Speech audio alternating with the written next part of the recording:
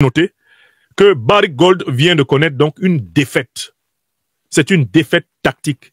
C'est une défaite dans le terrain de la négociation. Quand tu as voulu jouer au dur et que tu as perdu, quand tu reviens, tu es obligé d'être mou. Je recommence. Quand tu as voulu jouer au dur et que tu as perdu, lorsque tu reviens là, tu es obligé d'être mou. Parce que de la façon dont tu joues au dur, c'est ainsi qu'on va te ramollir. Barrick Gold, sa main désormais en bas, celle du Mali en haut. Mais attention, quand ils reviennent comme ça, il ne faut jamais oublier que les néocolons et les impérialistes ont la rancune tenace. Bienvenue dans l'analyse politique du professeur et président de l'Institut de l'Afrique des Libertés, le docteur Franklin Nyamsi. N'hésitez pas à aimer la vidéo et la partager avec vos amis. C'est parti. Alors, c'est avec beaucoup d'étonnement que j'ai lu tout à l'heure une dépêche de Barrick Gold, une dépêche de Reuters, nous informant que la multinationale Barrick Gold avait décidé de négocier avec l'État malien, de renégocier avec l'État malien, eh bien, autour du conflit qui les oppose, lié à l'exploitation, eh bien, de l'or du Mali. Voici ce que dit la dépêche, publiée depuis Toronto, le 27 janvier 2025.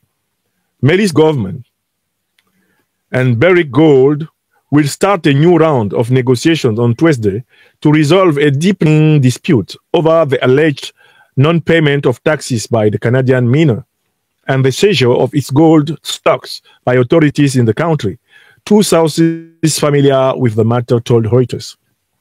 Donc, le gouvernement du Mali et l'entreprise Barrick Gold vont commencer un nouveau round de négociations le mardi 28 janvier pour résoudre eh bien, la profonde querelle, le profond conflit qui est né de l'accusation de non-paiement de taxes par la compagnie canadienne, la compagnie minière canadienne, au trésor public malien, laquelle accusation a conduit à la saisie des stocks miniers de la compagnie canadienne.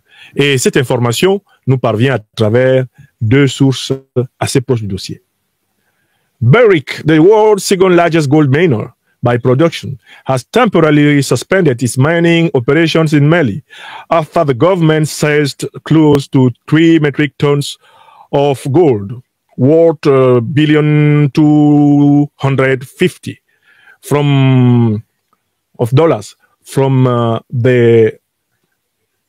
worth $250 million from the company Lulo Gunkoto Complex. OK. Donc, Barrick est le second grand producteur mondial d'or. Et il a suspendu l'exploitation eh bien, de l'or au Mali après que le gouvernement malien ait saisi eh bien, 30 000 tonnes. 30 tonnes d'or d'une valeur d'à peu près 250 millions de dollars dans son site de Gunoko, de Lulo Gunoko. Bon, écoutez. Mais je croyais avoir entendu que la firme Barrick Gold avait décidé de porter l'affaire devant un tribunal international basé quelque part aux États-Unis ou en Europe et que ce tribunal allait forcer le Mali à laisser Barrick Gold continuer à récupérer l'or du Mali pour aller le vendre plus cher et empocher la plus large marge bénéficiaire. Parce que c'est ce qui nous avait été dit il y a 2 semaines, il y a 3 semaines, il y a 1 mois. Barrick Gold a commencé à s'agiter, littéralement comme quelqu'un qui vient de sortir d'une chambre froide, avait commencé à s'agiter en donnant l'impression que à l'international, ils allaient trouver la manette qui permettrait de mettre le Mali au pas. Mais dans quel coup Barrick Gold revient-il la queue littéralement entre les fesses, comme chien battu sous la pluie, auprès du gouvernement malien pour dire finalement on veut négocier. Mais pourquoi finalement veulent-ils négocier? Il faut que vous compreniez pourquoi ils veulent négocier. Est-ce que vous savez pourquoi ils veulent négocier? Parce qu'ils ont tenté, première raison, ils ont tenté de punir le Mali sur le plan international. Mais la diplomatie économique et la diplomatie politique et géostratégique du Mali les a empêchés de pouvoir avoir le bâton avec lequel ils vont frapper le Mali. Ils reviennent aux négociations, non pas parce qu'ils aiment et qu'ils ont compris les revendications de l'État malien. Ils reviennent parce qu'ils n'ont pas trouvé mieux. On les connaît. En effet, ils pensaient qu'ils pouvaient obtenir une décision contraignante qui obligerait l'État malien à leur céder l'exploitation de ces mines d'or, en contrepartie de privations qu'on infligerait aux dirigeants maliens, par exemple sur leurs biens à l'étranger. Mais il y a un vrai problème que Barrick Gold n'a pas réussi à résoudre. Et ce problème vient du sérieux et de la discipline, de l'intégrité des dirigeants maliens, du régime du président Assimi Goïta. Le chantage des multinationales étrangères contre les dirigeants africains est d'autant plus facilité que ceux-ci volent l'argent africain pour aller le cacher dans les banques occidentales. Comme la plupart des dirigeants africains ont pris la mauvaise habitude de voler l'argent public pour aller le cacher en Suisse, aller le cacher à Paris, aller le cacher en Allemagne, aller le cacher au Luxembourg, aller le cacher au Canada, aller le cacher dans les comptes bancaires aux États-Unis. Comme la plupart des dirigeants africains à travers l'histoire ont pris l'habitude de piller l'Afrique pour enrichir en fait les banques occidentales. Voilà pourquoi il était facile et il demeure facile pour beaucoup de dirigeants africains d'avoir un moyen de chantage contre eux.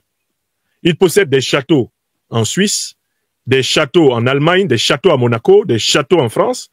Ils possèdent des châteaux en Allemagne, des châteaux aux États-Unis, des châteaux au Canada. Donc, dès qu'ils commencent à prendre au gouvernement là-bas une décision contre une multinationale canadienne, britannique, européenne, on leur fait juste valoir le fait que s'ils continuent, leurs biens de valeur parfois comparable qui se trouvent de ce côté-ci vont être saisis. Le problème donc de Barrick Gold, c'est que quand ils sont allés fouiller, pour savoir où est-ce qu'ils peuvent arracher au président Assimi Goïta une propriété de 250 millions de dollars, ils n'ont pas trouvé. Ils ont dit, bon, on va essayer de chercher. Est-ce qu'il n'y a pas un endroit où on peut trouver, est-ce que l'un des généraux de l'armée là ne possède pas une villa, mettons même 15, 20 millions, quelque part? Ils n'ont pas trouvé. Ils ont dit, mais comment on va faire pour les saisir? On va saisir quoi? Qu'est-ce qu'on va saisir qui vaut 250 millions de dollars si le juge de notre tribunal les condamne? Comme ils n'ont pas trouvé, parce que les dirigeants maliens n'entassent pas l'argent du Mali à l'étranger dans leur compte bancaire à eux. Le président Assimi Goïta, là, il ne vient pas garder son argent en Suisse, son argent est au Mali là-bas. Son petit salaire que le Mali lui paye là, c'est au Mali. Ce qui lui permet de nourrir sa famille là, c'est au Mali là-bas. Assimi Goïta est assis chez lui.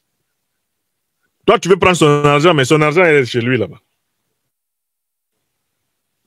Donc, je vous dis qu'ils ont mené une enquête pour voir s'il n'y avait pas des avoirs, s'il n'y avait pas des fortunes, s'il n'y avait pas des biens extraordinaires des dirigeants maliens là, du régime actuel. S'il y en avait eu, Barrick Gold obtiendrait des décisions internationales pour saisir ça.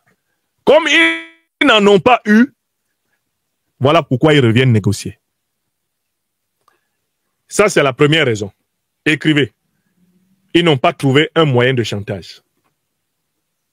Et du coup, les Africains doivent en tirer une leçon. Quelle est la leçon que l'Afrique doit en tirer? Mais il faut arrêter de prendre les richesses africaines pour venir les garder dans les banques occidentales. Il faut arrêter de prendre l'argent public africain, de voler l'argent public africain pour venir le cacher en Suisse, pour venir le cacher au Luxembourg, aux Pays-Bas, en Belgique, en France. Il faut arrêter ça. Dirigeants africains, stop. Parce que cet argent, de toutes les façons, il ne vous servira pas. Et il ne servira même pas à vos familles. Dès que vous allez quitter le pouvoir, cet argent est arraché sous toutes sortes de motifs. Et même pendant que vous êtes encore au pouvoir, on commence à vous arracher des propriétés. On vous arrache des voitures. Les Sassou Nguesso savent de quoi je parle. Les Bongo savent de quoi je parle. Les Ouattara savent de quoi je parle. Les Nyasingbe et Yadema savent de quoi je parle. De leur vivant, on a commencé à arracher leurs biens. Les Obiangema savent de quoi je parle. S'il y a un regret de tous les dirigeants africains là, qui ont ramassé l'argent africain pour le garder dans les banques occidentales, s'il y a un regret avec lequel ils partent tous dans la tombe, le cœur amer, c'est l'argent qu'ils ont volé pour rien. contre leur pays. Parce que quand vous ramassez cet argent et vous le gardez dans leur banque, de votre vivant, on vous laisse faire seulement de petits décaissements, de tout petits décaissements. Vous déposez 300 millions d'euros, on vous laisse prendre dans l'année maximum 2 millions d'euros. On multiplie les raisons pour lesquelles non, vous ne pouvez pas faire de retrait massif. C'est, vous savez, les conditionnalités, attention, la traçabilité, attention. On attend que vous perdiez le pouvoir. Dès que vous perdez le pouvoir, on dit à vos héritiers que ça sont des biens mal acquis et qu'on ne peut pas leur donner ça. Et dès qu'on ne peut pas leur donner ça, qu'est-ce qui se passe? Ils se partagent le butin. L'argent volé par les dirigeants africains à l'Afrique est un butin que se partagent les régimes corrompus, les banquiers corrompus d'Occident. Tranquillement. Et ça se fait en omerta. Vous avez volé ça dans le noir, on vous arrache ça dans le noir et on se partage ça dans le noir. Vous avez compris?